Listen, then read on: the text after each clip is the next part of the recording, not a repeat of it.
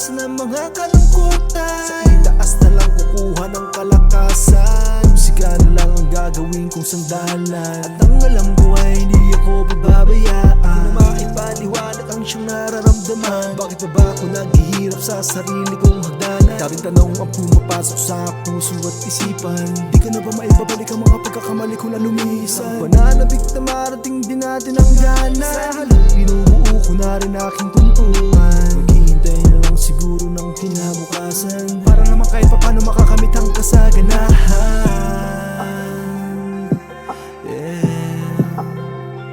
Nakatingin sa salamin, nakatingin sa salamin.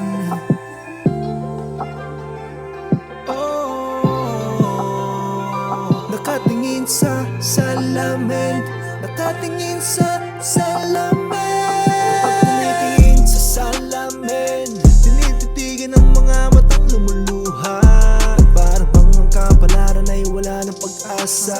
Malaya ay dito na lamang aasa. Sa tuwing mararanasan ng mga kalungkutan, sa itaas na lang kukuha ng kalakasan. Musika na lang ang gagawin kong sandalan. At ang alam ko ay hindi ako bababayaan. Kahit na isigaw ko parang di naririnig. Mga pasan at kalungkutan yan na ambok ang bibig. Hanggang sa matuklasan ang mga natutunan sa kalsada. Nakuhang diskarteng kalaunan. Nagamit ko sa biyahe kaya umaabante. Planado ang atake habang utak ay balanse. Ngumiti kahit parang ang bigat na ng dala. Di ka makakapagtanim kundi marunong magpala.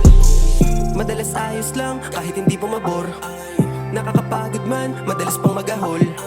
Sarap na laging bitin, gusto laging marating. Sa daming pwedeng naisin, mas piniling maging kalmado at simple mangarap para sa kanila. Isang haligi ng tahanang naka-inspira. Ang daming sugat na tago, sakit ay di dama. Tanggal ang pagod pag salubong sa aking mag-ina. Tinitingin sa salamin, tinititigan ng mga matang lumuluha.